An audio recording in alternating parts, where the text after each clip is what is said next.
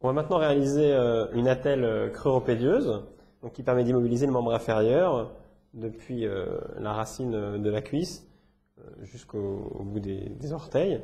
Cette attelle creuropédieuse immobilisera donc le genou, qui ne pourra plus fléchir ni étendre, la cheville et le pied. Donc elle est très importante et vous allez voir une technique astucieuse pour la réaliser sans barre à genoux, puisque malheureusement on n'est pas toujours équipé de ce matériel. Donc, comme pour toutes les immobilisations du membre inférieur, vous aurez besoin d'un aide qui se chargera de tenir par les orteils le pied pour que vous puissiez travailler tranquillement.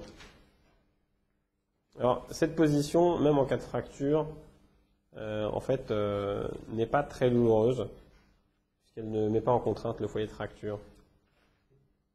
C'est même parfois soulageant. Légèrement en traction.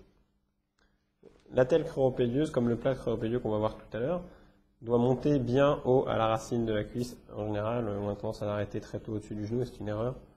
Il faut que ça remonte bien haut, toujours au-dessus de la moitié de la cuisse en tout cas. Donc on déroule l'avènement.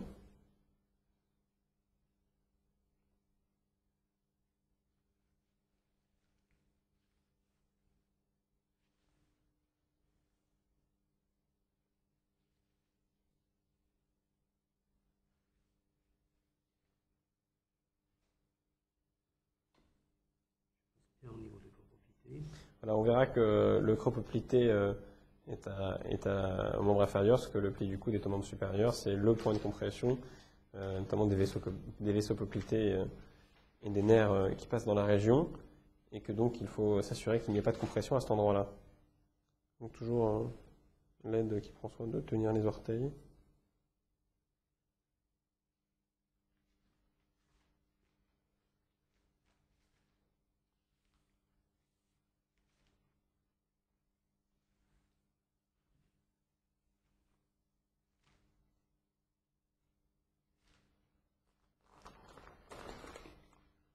Il ne faut pas hésiter à demander au patient de vous aider quand il est valide de sa main. Il peut tout à fait attraper le jersey et vous le tenir. Ça évite qu'il redescende. Jean-François, tu vas te retourner, s'il te plaît. Voilà, alors l'astuce pour réaliser cette attelle sans barre à genoux, c'est qu'après qu'on ait positionné la belle-bande et les jerseys, on retourne le malin dans les cuisses ventrales. Faisons attention à ce qu'il ne tombe pas. Pourquoi? Parce que vous allez voir que le pied et la cheville viennent directement se positionner dans la position de repos à 90 degrés. Et en plus, c'est beaucoup plus confortable en termes d'antalgie pour le patient. Alors évidemment, il va falloir un aide.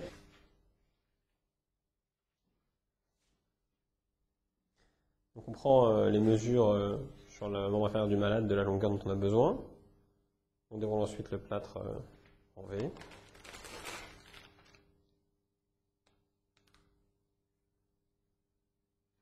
Alors il faudra beaucoup de place parce que les attelles du membre inférieur doivent être plus épaisses que celles du membre supérieur en raison des contraintes auxquelles elles sont confrontées.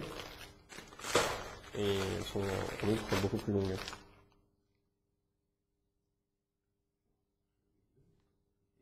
Et voilà, on renforce bien le creux poplité parce que c'est une zone de flexion très puissante.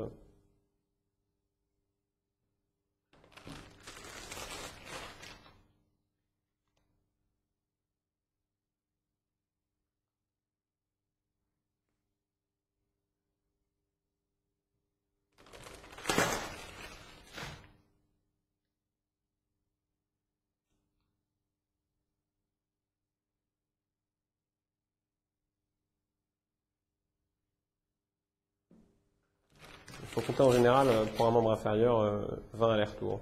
Enfin 20 épaisseurs, donc 10 allers-retours.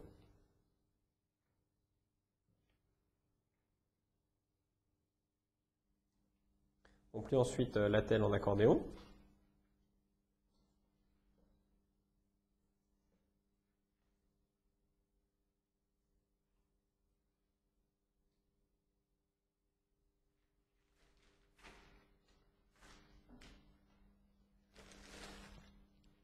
On immerge complètement dans le haut.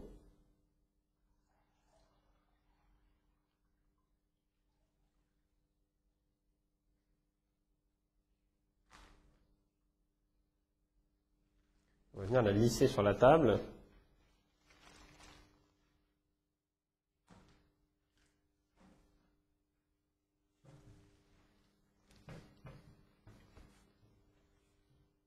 Voilà, c'est vraiment un temps très important. On répartit de manière harmonieuse de plâtre, son épaisseur.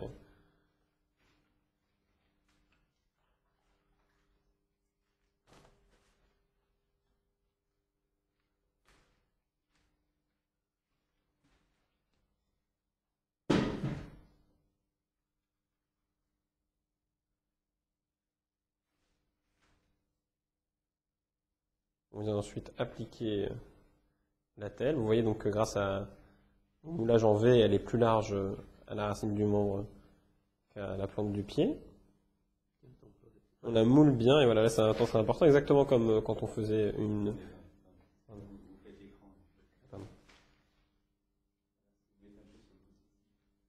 Voilà, et on vient la mouler. Alors, il y a quelque chose de très important, deux choses très importantes. D'abord, il faut bien prendre soin de vérifier que la cheville est à 90 degrés de flexion, comme on a vu tout à l'heure en faisant la botte plâtrée. Et deuxièmement, vous voyez qu'ici, grâce au petit billot qui maintient la cheville surélevée, on a une flexion de genou instantanément, une flexion de genou de 10 à 30 degrés.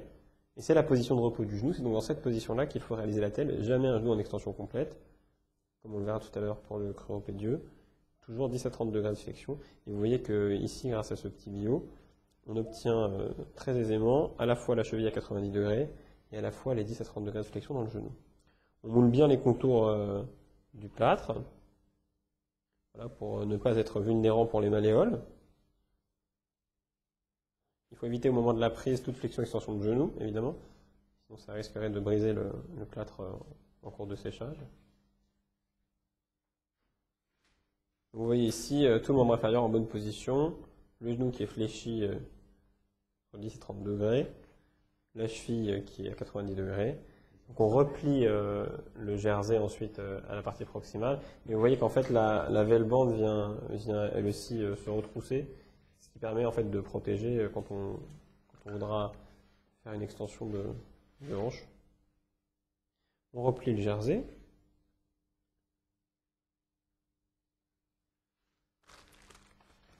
Donc on a retourné malade avec beaucoup de précautions pour pouvoir dérouler la bande velpo. On dégage bien tous les orteils. Donc là, l'aide peut soulever le membre par les orteils pendant que le chirurgien déroule la bande.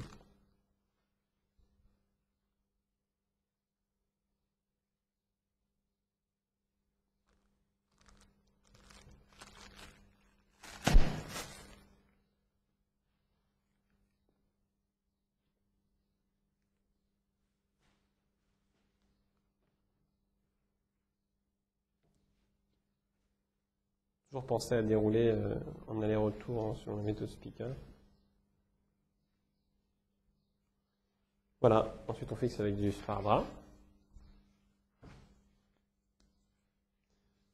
Et vous voyez qu'on a immobilisé ainsi plusieurs articulations, à la fois le genou, mais également la cheville, et le médio-pied, et même l'avant-pied. Comme le plâtre, la telle doit laisser libre la face dorsale des orteils et permettre de bien recouvrir les métatarsiens. Très bien.